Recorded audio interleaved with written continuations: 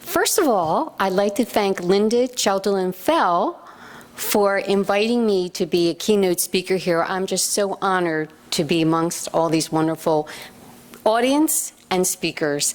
And I just like to say, when you see Linda, I don't know about you, but she's so beautiful inside and out, that when I see her, all I see is this big, huge heart that's just filled with love and compassion for everyone.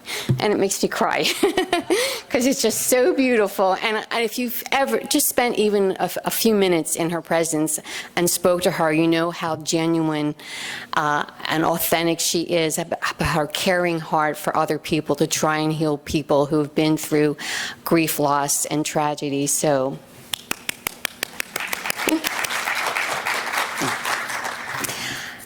How many people here think that they may have had an afterlife contact?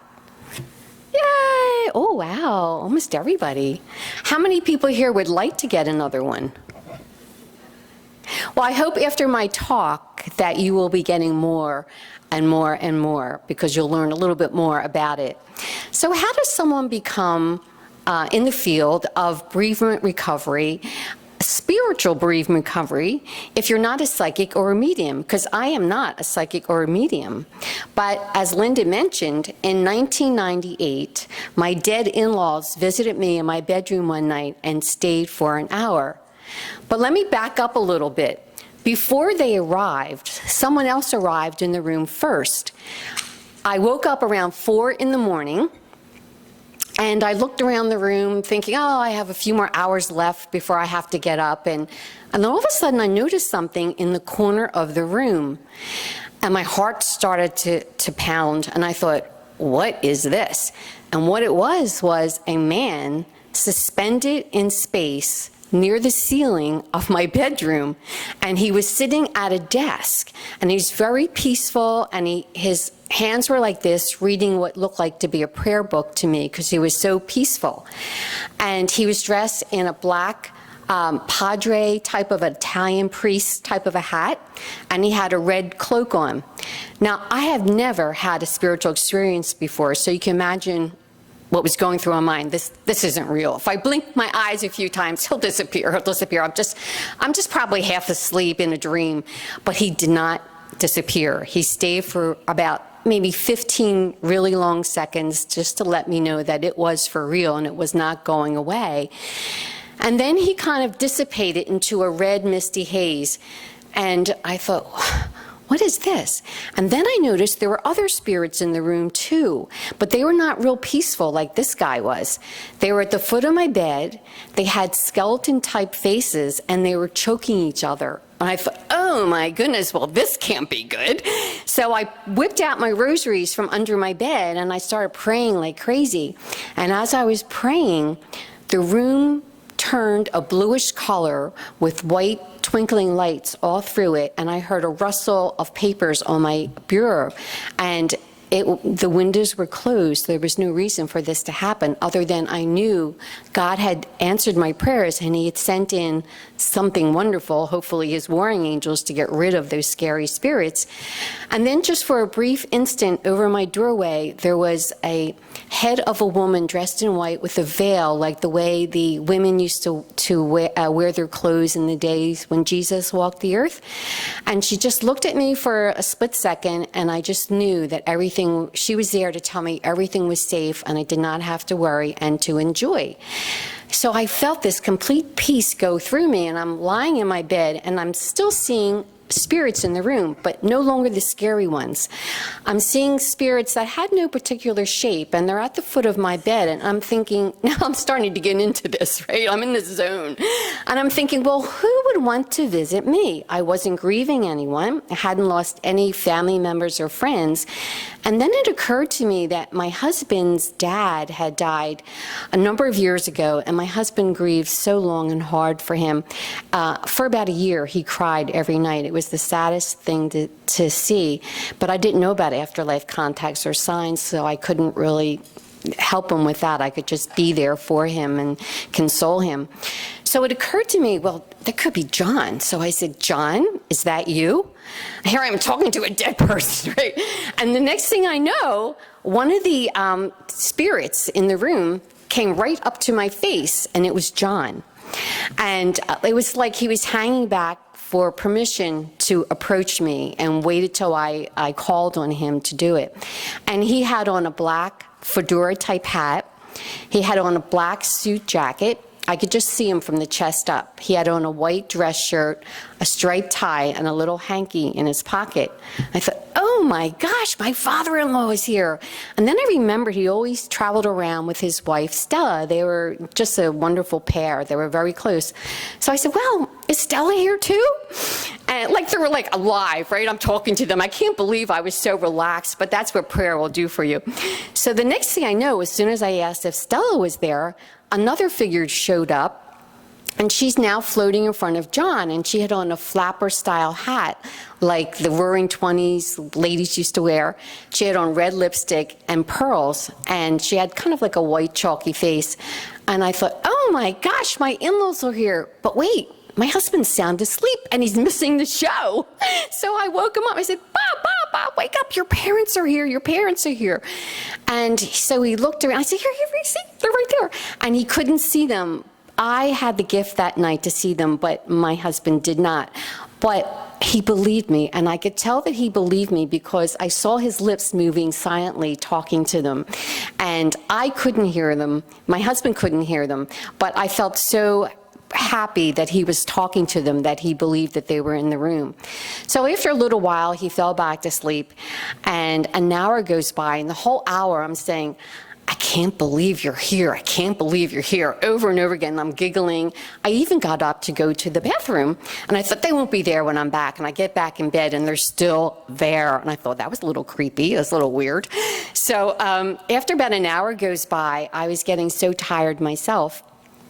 And I started to say, well, you know, my eyes are shutting. I'm going to have to go to sleep, but thank you so much for coming. And I waved goodbye, and they waved back. And I thought, isn't that amazing? Then I went off to sleep. The next morning, I was so excited. I told my husband all about it.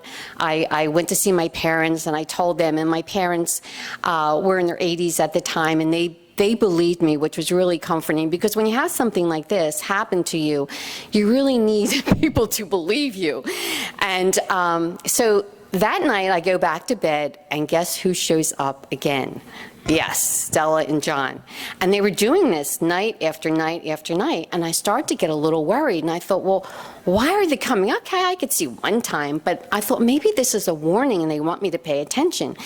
And years prior to this, my husband had had a bout of cancer, and we thought he had a clean bill of health after his surgery and treatment, and I started to think, well, maybe this is a warning to tell him to go get a checkup. So I said, please get a checkup. And I went on the internet, and I tried to find out what this was, what was happening here. And I found out that my experience was called an after-death communication, or an ADC, which is a term that was introduced by Judith and Bill Guggenheim, which they talked about in their book, Hello from Heaven. Probably a lot of you here have read that book. And in it, they explain that an ADC is a direct or spontaneous contact from a deceased loved one, friend, pet, without the use of mediums, psychics, rituals, or any devices. So I thought, oh, that's what I had. And I found that millions of people had an experience one way or the other, and there were so many different types of experiences. And but I needed to know why my in-laws were coming. So I contacted Judith Guggenheim, and I asked her for her help. And she didn't know me, but she was really kind, and she suggested that I go see or call Sonny Wells, who was a Christian spiritual medium. Well, I'm a Catholic, and Catholic and Christians don't really feel comfortable in that arena. It's like foreign to us, where it's kind of outside of our comfort zone. But I had to know why they were coming. So I felt very at peace corresponding with Sunny and asking to have a session with her. And I said, I'd like to speak to my guardian angel, because I felt like he would know the most about what was going on in my life. So we contacted my guardian angel, and he explained that everything was okay. My loved ones were coming, my in-laws were coming to say hi. And the man, the Italian padre in the room, was a messenger angel paving their way that night. And that, yeah, those scary spirits were not from God, and they were trying to scare me off. But because I prayed, God had protected me and got rid of them. And he also explained that I had a mission from God where I was going to be helping people spiritually, emotionally, and eventually with touch healing. And I said, what? Me, little old me. So he said, yeah. He said, but do you accept this mission? I thought, I'm giving a choice? I'm given a choice. This is interesting. And I thought, well, I did read the Old Testament, and I know what happens to people who say no to God. And I did not want God to come down and smite me. So I said, okay, sign me up, sign me up. So, and my life has completely changed after that. I found that I got involved in spiritual bereavement support, and still not a psychic or a medium even today. Although I do get messages for myself for guidance in which way God wants me to go. And this was now 2 years had gone by, and my dad had finally passed. And I was being blessed with so many different signs from him. I was always going around with a smile on my face. I thought, I know I'm a little odd, but when you're constantly getting signs from your dad, it really is a good feeling. And I wanted that for other people. I wanted that happiness, that joy that I was receiving from my dad to come to other people. And I noticed that other people who were receiving afterlife contacts and signs really showed more of a sense of peace in their lives and a sense of joy.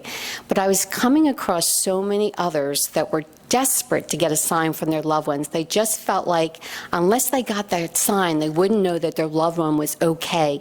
And they needed to know that their loved one was okay, or they would never find peace in their lives. And this really touched my heart. And I founded a group called Prayer Wave for After-Death Communication.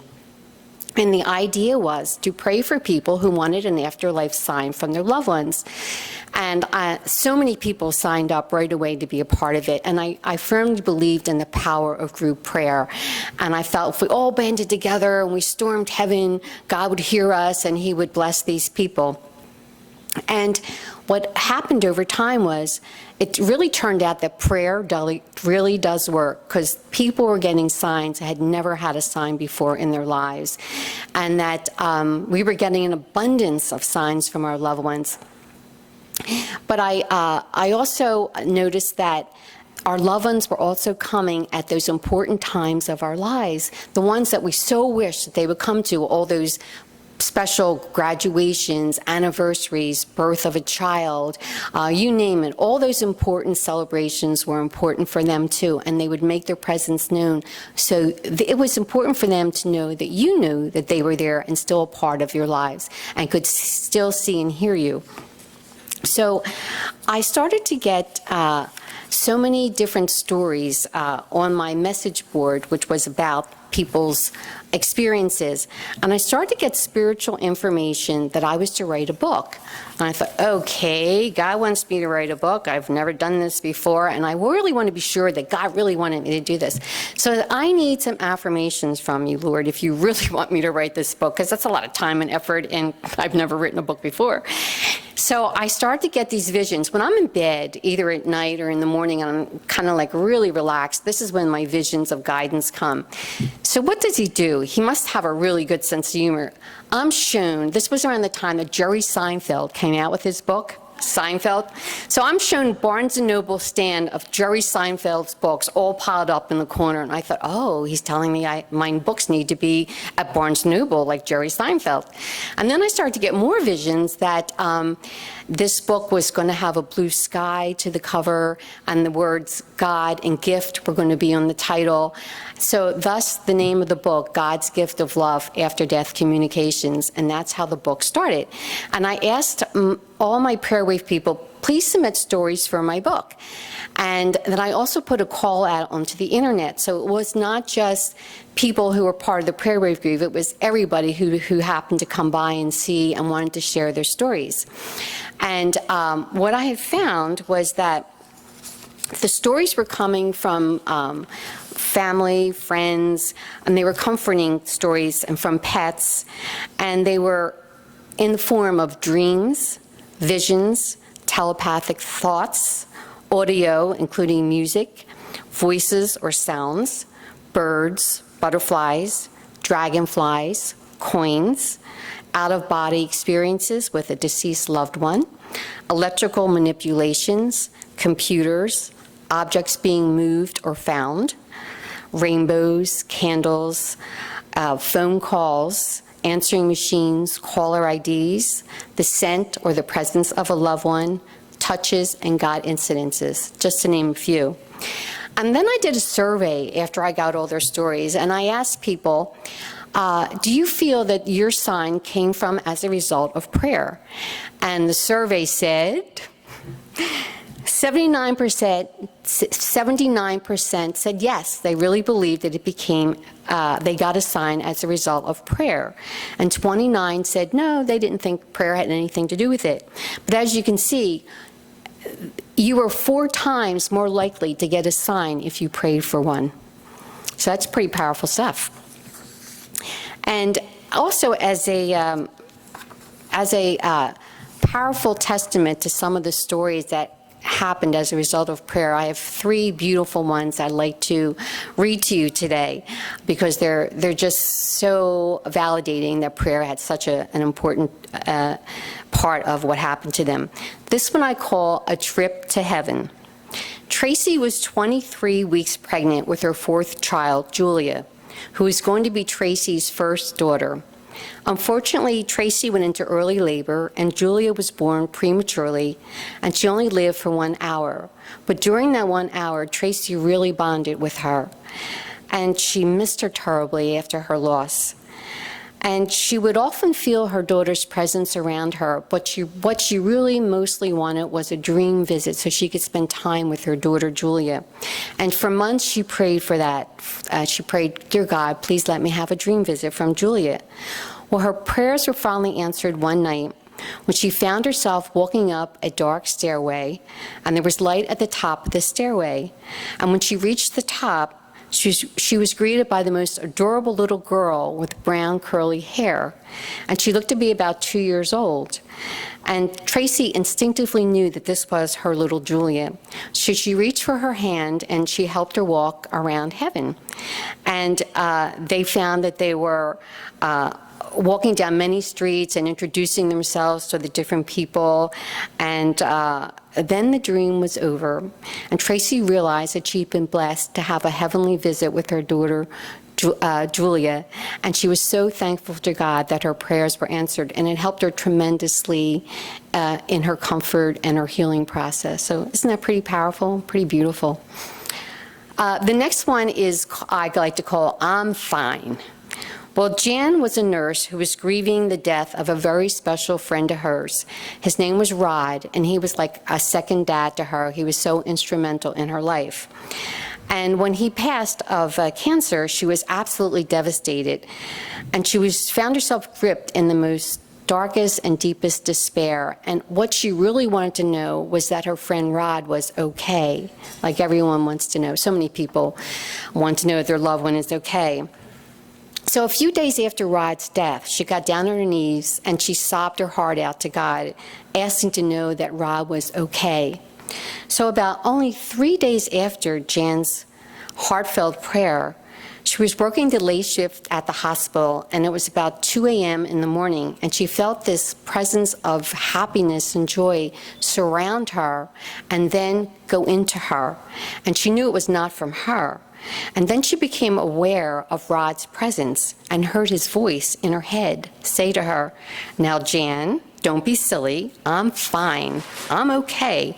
Please, no more sadness, no more tears. I know you care."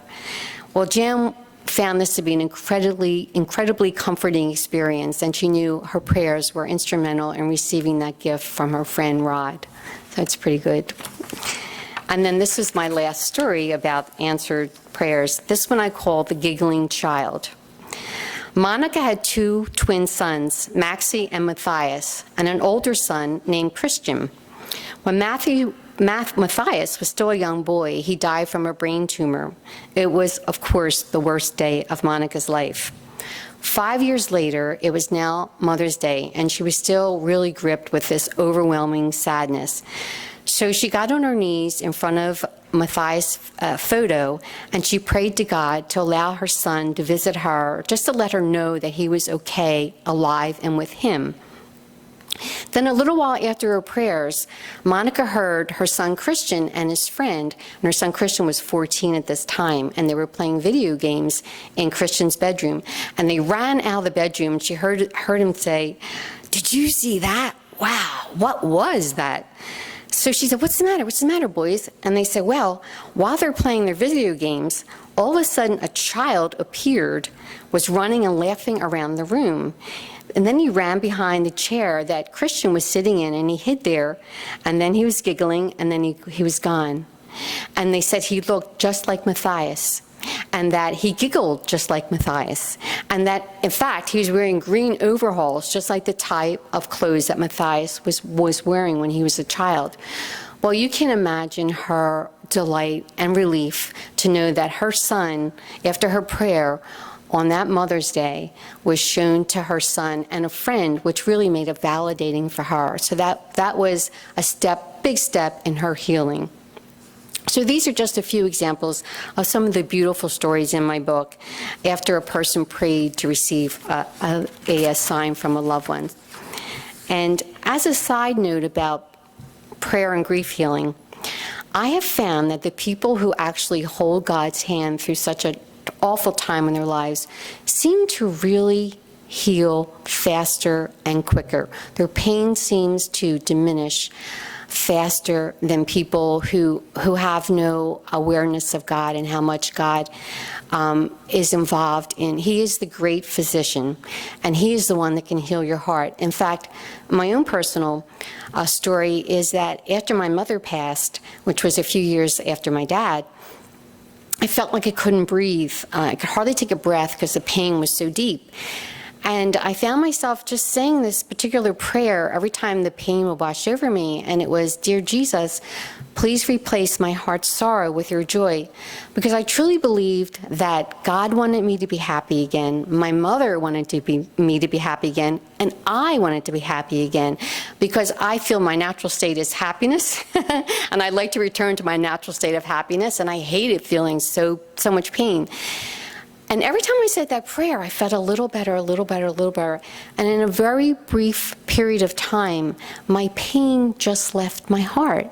And I was feeling really happy and joyful again. Now, of course, I still miss my mother, and of course I would still cry from time to time. That awful pain in my heart left me. And I truly believe it was a miracle. And it was a miracle that I prayed for to happen, and I believed that God wanted me to be happy. And so many people who are suffering feel that it's wrong if they smile or laugh, if they feel, or they feel guilty if they do, and it's the very opposite of what our loved ones want for us. In fact, it makes them happy to see us happy. So honor your family members by being happy, because they're following you in your lives, and that penetrates to them, and they want you to be happy. And when you are a little happier, it's easier for them to come through to visit you, because your grief and the negativity is not blocking those visits from them. So does prayer help to get you an afterlife contact or sign? Well, from all my experience and talking to thousands of people over the years, absolutely yes. And, what can it hurt to try it? What can it hurt? Let's just say a little prayer for you, forever, forever. But it can't hurt, right? So give it a try and see what happens. And that is the end of my talk. And now this is a time for questions for any of you who might have something, or you just want to share an experience that you had. This is your time. So who are my victims that are going to come up and say something? Or, okay, you can talk in your seat if you want. Oh, Carol, come on. I don't know. Have you ever had any experiences? It's funny. No, but every time I would come home when Chuck was in the house, he would say, "You just missed him." Get out. Did he see him? Did he see your husband?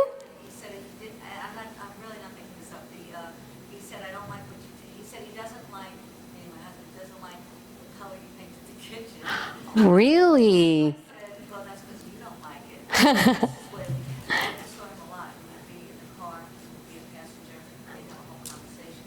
At a certain seat outside in the backyard that I used to have, you would see him, and they'd have a whole, and I would sit in that same seat, and it just never died of it. Yeah, because he had a gift. He had a special gift. Not everybody is hardwired to do what he was like a medium, actually, Chuck. So, but that was his way of talking to you through Chuck to help you in your healing, to know that he was there with you. They really are like angels on our shoulders. And if you think of that, and you start to feel like this warm shawl around you that's so comforting when you actually realize they go everywhere that you go. So, oh yes, was that a hand raise or were you fixing your hair? Oh, okay. I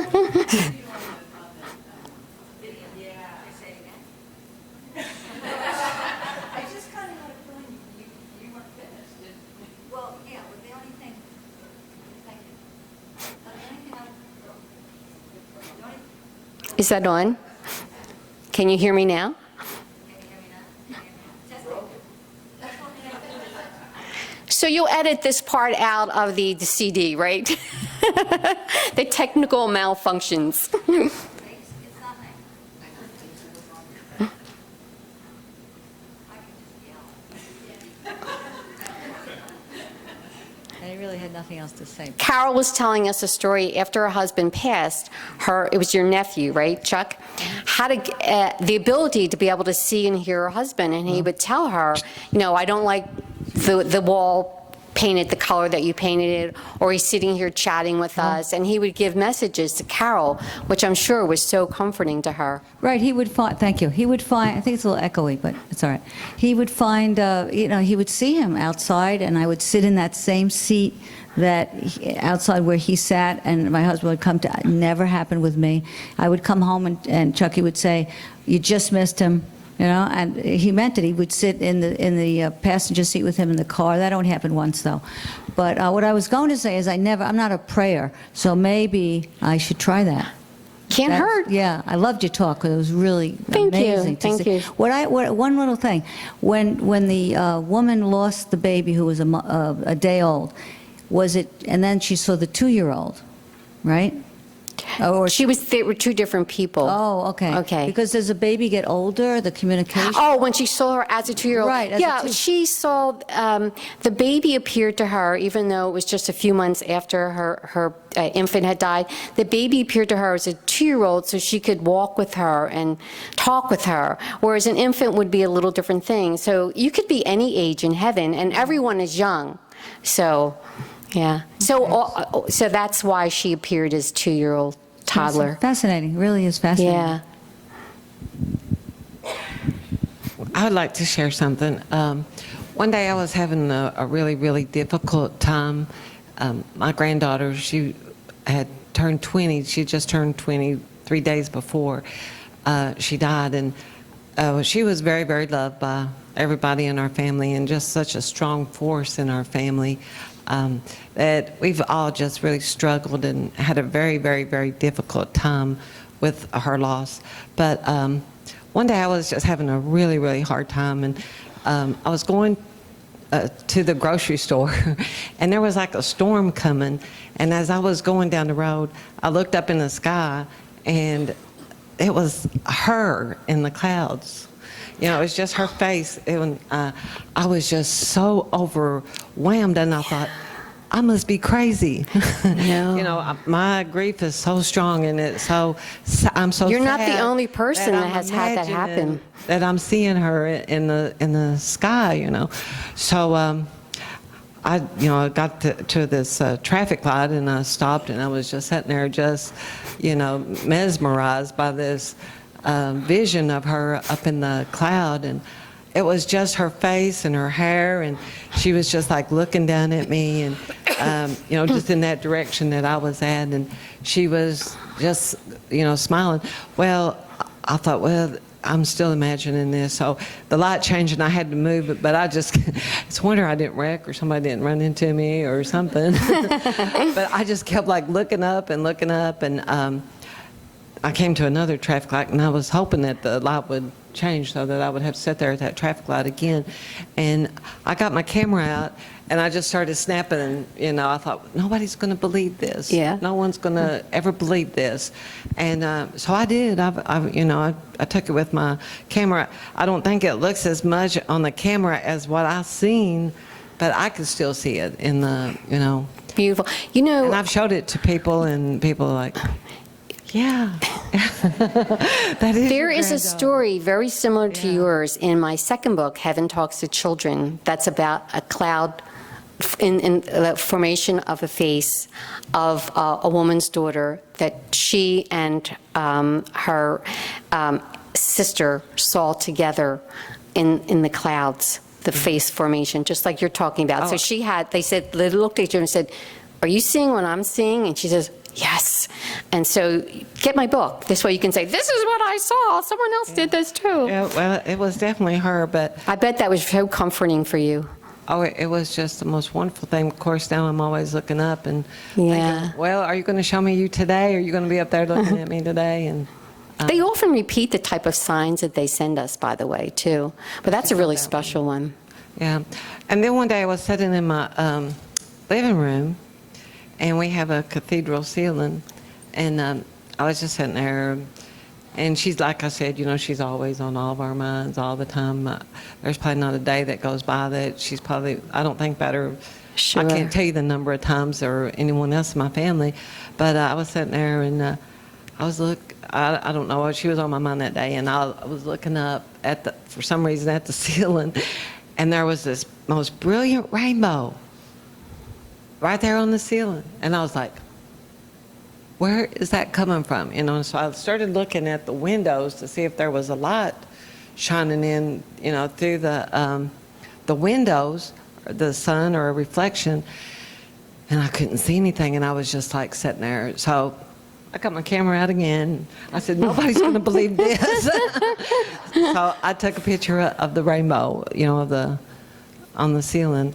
But I think that she does things like, you know, I find white feathers, you know, all Absolutely the a time. I find the sign. white feathers. And I've got I started putting them in a frame, because I thought, you know, these are precious. These are her little white feathers that she's giving me. Right, So I right. started putting them in a frame. Oh, I'm so glad you did that. Yeah. Huh? And then I thought, well, people think I'm crazy. So I quit putting them in the frame, and I started putting them, I've got like a little bowl. So I started putting them down in that bowl, you know, so that I could just keep them, because I Right. thought, well, this frame is getting a lot of feathers, and people say, you know, that I'm crazy. So I don't know, just things like that. So Well, you know, again, in my book, Heaven Talks to Children, there's a rainbow story that is just beautiful, which matches yours, and it really goes on about the rainbow angel who comes back to let everyone know, a little child know, that her uncle was going to die and go to heaven and be with their daughter, who had promised to send a rainbow, which she did a few months after she died. So you're not crazy. You're blessed by God. And remember you know, that. one of the things that you were saying, that you prayed for that, and I do. I pray all the time that God will always let me know that she is good, and that she's safe, and that she can have some kind of connection. So I do believe that, you know, it is a gift that God has given me, you know, to be able to have that kind of Some joy, some joy, some connection with happiness, her. some Yeah. relief. yeah. And I have done that from the beginning. I think there was a gentleman back there who not only was fixing his hair, but was kind of raising it. He wanted to add. The hair fix. It looks great, by the way. Yeah, got it. I get signs all the time Really? for my daughter. She moves things around. Two real stories that are close, you know, that really touched me is one on my first Father's Day without her.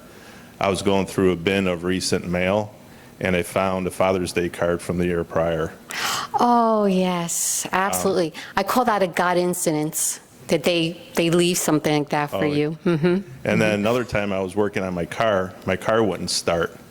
And on an electrical component, there was my daughter's favorite color is purple. and there was purple glitter on this part. And I grabbed my son and I go, "You see that?" And he goes, "Yeah." I go, "Lisha's telling me to change this part." And I did, and the car started. Oh my goodness, that is awesome. She's your little helper, little Yeah. mechanic. Yeah. And then probably the strongest sign for me is the day after my father died. I got up at about 7:30 in the morning, went down to the kitchen, and our back drapes were closed to the backyard. And I said, "Dad," I go, "just let me know you're okay." My father loved birds. I said, "Just let me see a beautiful bird, a cardinal, a hummingbird. Just give me a sign that that you're okay." And I opened up the window, and very unusual, there was not one bird in my backyard. So my dad was a jokester. I'm like, "Ah, you son of a gun." And at the same time, we were putting an addition on our house, and the addition was all framed up. The windows were in, but it was just all wood inside. And I heard a knock, and I know what it was. It was a broomstick falling over, hitting the plywood decking, the floor. And I went upstairs, and inside the addition was a blackbird. Oh, wow. Wow. That's awesome. Awesome. You got your sign. One of the yeah. things I like to tell people who may not have been in my workshop is that if you go to God and ask for a sign for your loved ones, because they only can do what God allows them to do as spirits, and if you ask for something specific, like you asked for a bird, this way when you get your sign, you get that bird, you'll know that was definitely a sign from them because that was specifically what you asked for, and that's a validation. So you don't have to guess, I wonder if that's a sign, I wonder, but if you ask for something specific, Right. how can you deny that? I'm still looking for a pair of side cutters from yesterday's exercise. Oh, well. We'll see. Hang in there. I have a question. I have two boys. My husband passed away almost 3 years ago. My boys are 14 and 12. After hearing talks yesterday and hearing you, I am desperate to hear a sign. How do I prepare my children for something like that? For a sign? If for something sign, spiritual. I don't want to scare the bejesus out of them. Yeah. Okay, so my book, Heaven Talks to Children, is about how to explain spiritual visits to children and how to help children with grief. And it gives you the bigger picture why bad things happen to good people and how we make spiritual agreements with God before we come down here on earth. So the really major things that happen to us in our lives, like cancer, car accidents, etc., are things that we agree to with God. And I'd like to tell the mothers here, if you have a child that went home early, many times these children are what I call angel unawares, and they volunteer their lives to give you a gift to help you to grow spiritually stronger and closer to God.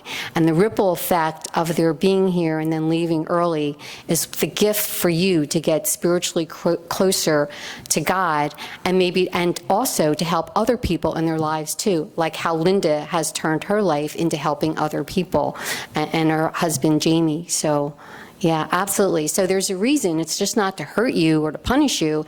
It's a gift. It's a gift from that child to you to help to bring you closer and stronger spiritually and closer to God. It's a spiritual growth thing.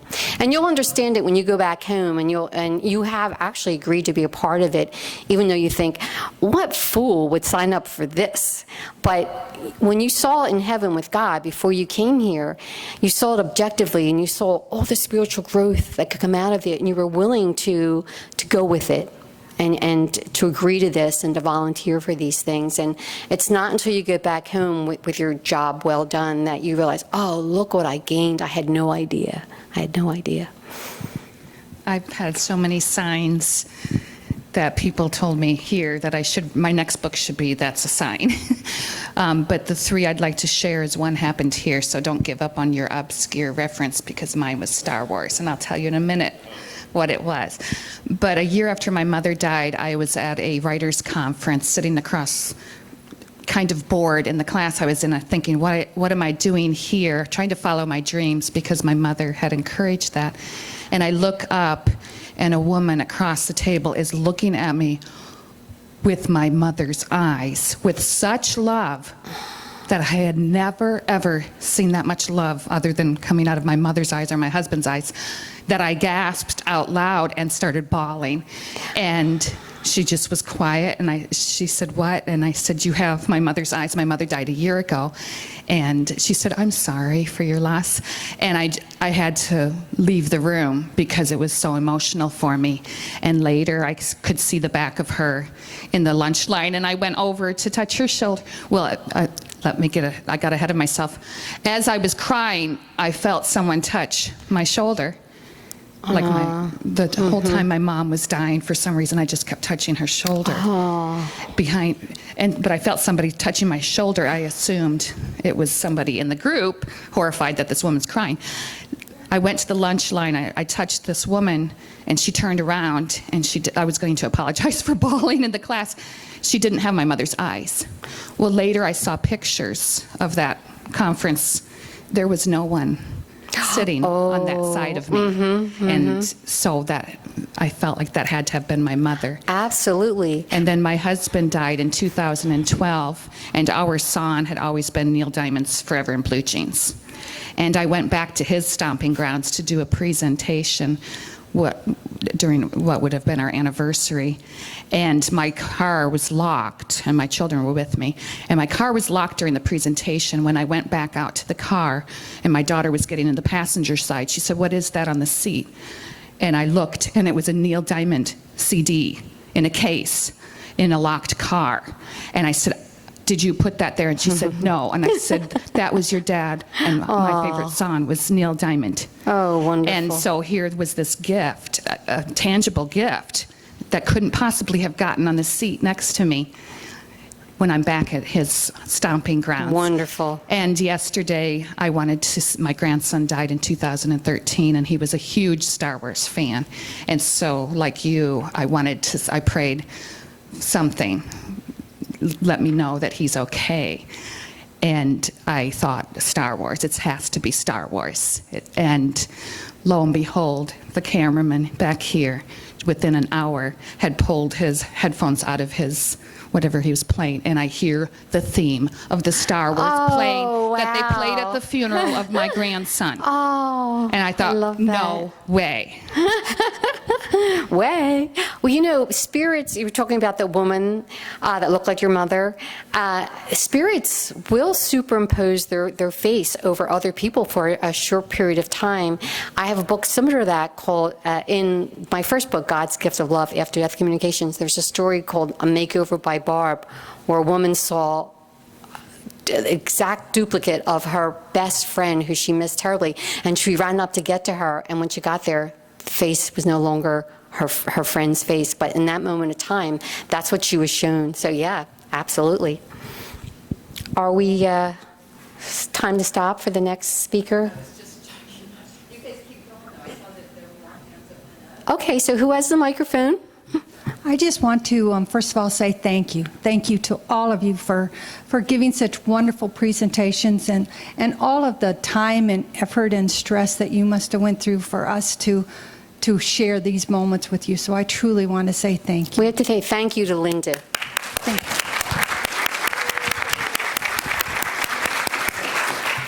When Linda shared her story, I felt myself almost breaking into tears because 3 weeks ago, yesterday, I was in a car accident where a young man T-boned me. He ran a red light. My car was totaled. By some miracle, I was able to walk away. But when I had to go to my car to get my things out of there, I was so emotionally upset about this, but yet thankful. And I kept praying to Mom. It was like, because I had lost my mom in November, and I know that she was with me and she was protecting me. But there was a penny. I went through everything and I just was double checking. And when I went back the second time, there was a penny on the car floor, right where I was sitting. And I know Mom was there protecting me. But also to... Are pennies a sign from your mother? Yes, I have picked up other pennies from her, and so I'm keeping them in a little bag. Oh, yeah. And they're pretty precious. Sometimes I find a dime, and I think, oh, yeah, you realize inflation has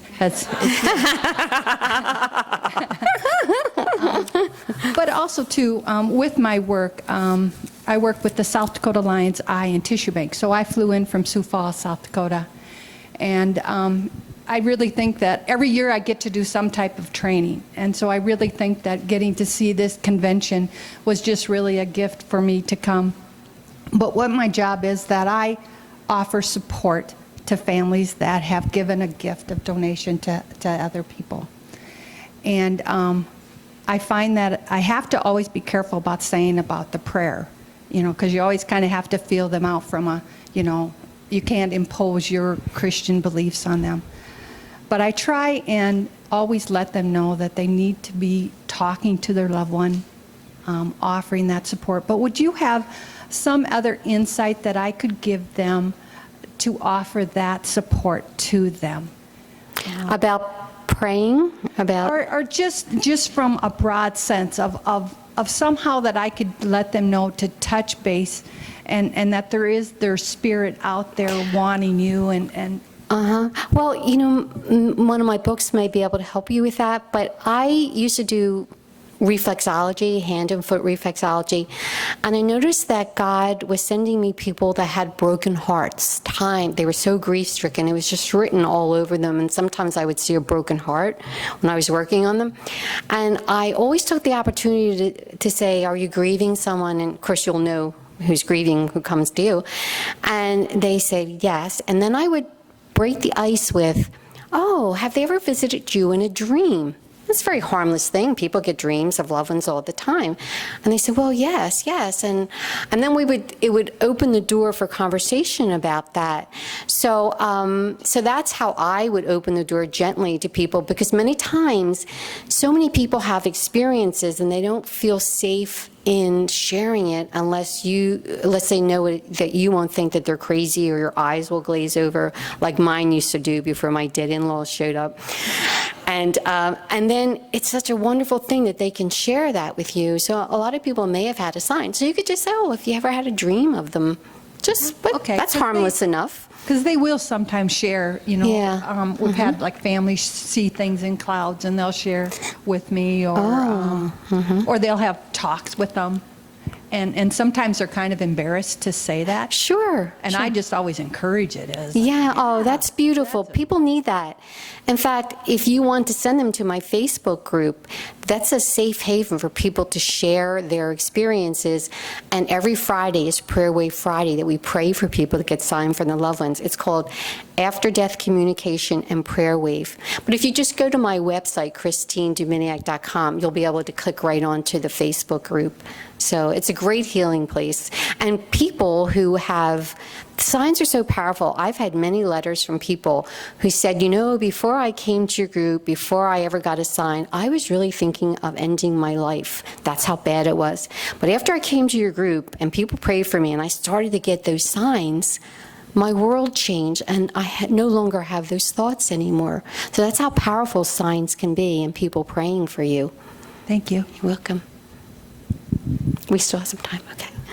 Hi. Hi. It's funny. You were talking about your daughter, Alyssa, and your father being jokesters. Shortly after my daughter died, I was sitting having a cup of coffee, and we had a dachshund. Sebastian was our little dog. And my daughter, whenever she was home, would actually roll him off the sofa. Oh. Roll him. Did he like that? He would just Go with it. Unconditional love. What can I tell you? And one day, all of a sudden, I hear the thump of his forepaws hitting the floor, and he comes running into the kitchen, but he's not sure. So I just looked at him. I said, "Would Rachel roll you off the sofa?" And his tail started wagging. So I'm like, "Okay," but I didn't tell anyone because. Exactly. It's like the lunatic mom, a sad mom, depressed mom. She's just seeing things. Not even 2 days later, one of my friends came over, was having coffee with me, and she's like, what was that? I said, oh, Rachel just rolled Sebastian off the sofa. She's like, what? And the dog comes running into the kitchen, wagging his tail, but looking back. Yes. She goes, you know, if I hadn't seen this, I would never have believed you. I said, no, that's why I hadn't told anyone till Yeah. now. But, you know, they do. I mean, my daughter, it's been 9 years since Rachel died, and it's nonstop. And you know how you were saying about superimposing faces?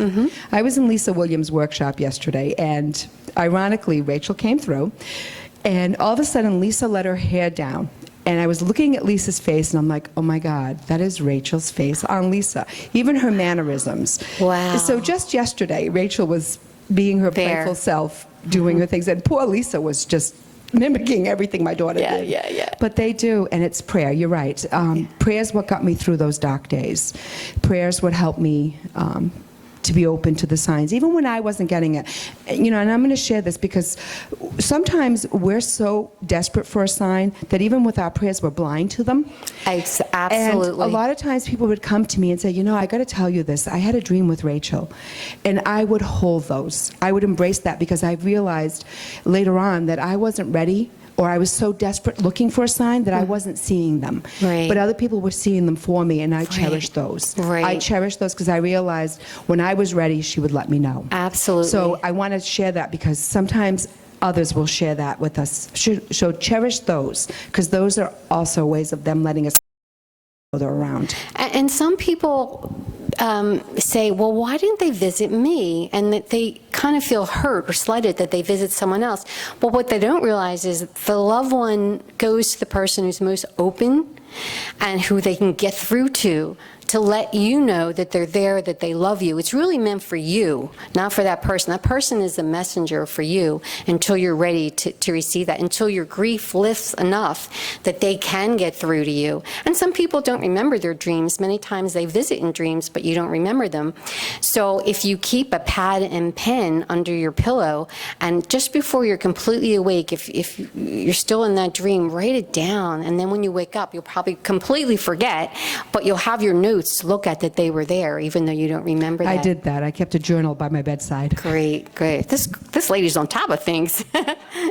And as far as our loved ones being around us and being at a place like this, one time I was shown a vision of what happens when I have my workshop and my talks, and I was shown empty seats before everyone came, and all around the room, their loved ones were there, and they were all chatting with each other, and some of them were eating sandwiches and platters, and while they were waiting for you to come. So they're even here before you because they know you're going to be here and they want to be with you.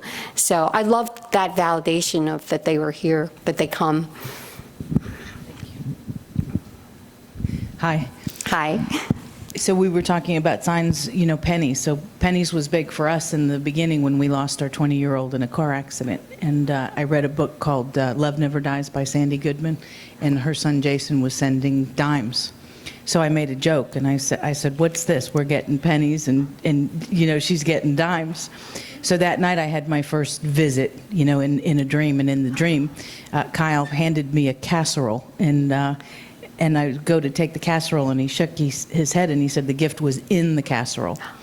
So I had to dig around my hand and dig around, and when I found something and I pulled it out, it was a little container, and I looked at him, and he said, open it. So I opened it, and there was a shiny penny, a nickel right in the middle of the casserole, and I thought, oh, how funny, because he never would have met me at the dime, but he sure would have met me at the nickel halfway. Right. It's a compromise there. Right. Plus, if you'd gotten a dime in the dream, you might have questioned that you were projecting that you wanted that dime. So he gave you a nickel so you wouldn't question it.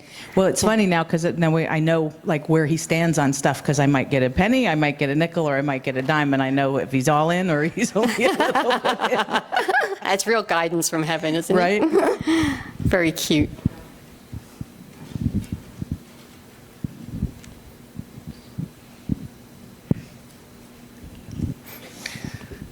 Good morning. Good morning. As any mother who's lost a child knows, that first initial phase, once they've passed, is one of numbness and disconnection.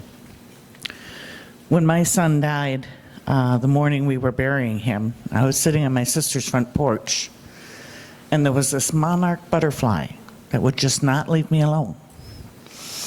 It would come, it would land on my hand, it would land on my shoulders, but I didn't think anything of it. I thought of it as being just a pesky butterfly, okay? After I returned home after his funeral, I went to a grief share program because I was really struggling with it. Because I lived 500 miles away when he had his accident, so I was never able to have a conversation with him before he passed away, you know. But anyhow, I walk into this room, and surprisingly enough, I'm very shy around large groups of people. But I went into the room and I sat down in this chair, and all of a sudden, it was like I could feel him behind me. And I was able to lean on him. And his shoulder, he put his arm around me. And I knew that that was where I was supposed to be, that I would get the support and, the help from sharing my story with everybody else. Well, that was back in November, and I was living in Wisconsin, and anybody who's ever lived in Wisconsin knows that winter comes early and stays late. Oh, bummer. So the next day I was walking into my apartment and had been listening to the weather report, and they were predicting an early snow, so you know it was cold. And darn if that little pesky monarch butterfly didn't start bothering me again. And all I could do was smile because I knew that was my son. Right, yeah. Yes, when an insect or an animal acts like they knew you, that they belong to you, that's them, absolutely. A really important sign that happened to me was in 2007, and I was really at my wit's end. I was in a circumstance where I was burying my stepmom, and my father had chosen to bury my stepmom on top of my mom. So I was watching my stepmom go into the grave on top of my mother. So I was looking at the top of my mother's casket while my stepmom was being put on top of her. So I was really, and they've never, well, they met, but what a way to meet. I was wondering the conversations they were having, and so I was calling like, is this okay with you guys? Is this upsetting you? I don't know how I'm going to design this headstone for two wives who never met, who are married to the same man with 5 kids, Brady Bunch. I'll figure that out later, but it was very disturbing. And so I asked them to comfort me. So my mom, I smelled her perfume, and my stepmom, I smelled, she makes the best snickerdoodle cookies. So I was in the middle of this funeral smelling snickerdoodle cookies, and so their smells were mixing. Yes. So it's like, well, they're getting along. They're not one showing up and leaving, and then the other one. And then at the same time that I was going through this funeral, my sister was, I was the only one in the family that knew she was going through surgery for cervical cancer at that exact moment. And we had decided we weren't telling the rest of the family that she was in surgery at the same time as the funeral, because so I was holding all of this to myself. So I said, I feel so torn. I'm trying to do a eulogy. I'm trying not to look at my mom's, casket. I'm trying to send energy to my sister. Like, I can't do all this. I need a sign, please. Now that I know you guys are getting along, help a girl out. Let me know, you guys go take care of my sister and let me know she's okay. Yeah. And then this flower delivery truck showed up, and they delivered these blue carnations, and carnations and blue are my sister's favorites, and they were misdelivered to us. They were meant for a baby funeral at the other side of the cemetery, but it was 2 of my sister's favorites, and so it was a physical validation that they were with her to let me know that she was okay. So then after the gathering, I was able to hear from her doctors that she came out okay. But it was one of those, I couldn't be in multiple places, so I need you guys to be in multiple places for me. Yes. And still see yourself be buried if you're curious about that, but I got stuff for you to do. So it was quite a, That's in the wonderful. moment. That's lovely. many When you needed it the together, most all at once. for your so when you peace and really comfort. need it, ask. Yeah, yeah. And spirits can definitely be in more than one place at a time. So they can be in heaven and here with us because they're spirits. They have supernatural powers once they're with God. And they helped me work out the headstone, and it turned out great. It said 2 moms, 5 children, 1 love.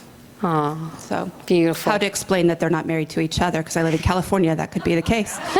It was an interesting design element. Well, when we're created spirits with God in heaven, before we come here, we are members of large soul group families, and we know each other. So those ladies in your life, your moms, they were friends in the spirit world, so they knew each other. So yeah, they were always connected to you. Mm-hmm. Thank you. You're welcome.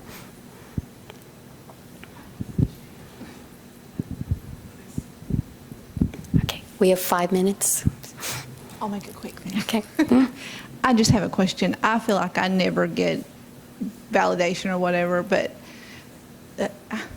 does people ever get like physical, like an ailment? My daughter always had knee pain, and yesterday my knees hurt so bad that I could barely walk, and I never have knee pain.